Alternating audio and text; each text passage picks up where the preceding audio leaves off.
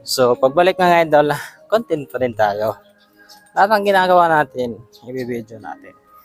Tinatawag na picturing. Ha, picturing. Ha. Ano daw? Wala na yung ibon mga lods. Nakalipad na yata. Ayan. So, patuloy tayo kasi it's already 800 hours mga idol. So, kailangan nating bumalik. Ayan. Ayan mga idol. Nakakalungkot. Nakakamiss ang tumira sa probinsya. Nandun pala mga idol. Oh. Yung kanina, oh. Yan, oh. Parang nagsasanay pa siyang lumipad. Ayan. Ayan, oh. Ayan, mga idol. Ayan.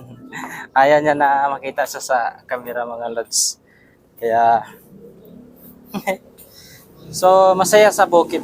Tumira mga idol. Gagaya ng mga lugar na ito. Gaya. Kahit sabihin natin maliit lang, pero nakakamiss yung dating buhay natin. So bye-bye mga idol. Ingat kayo palagi. God bless.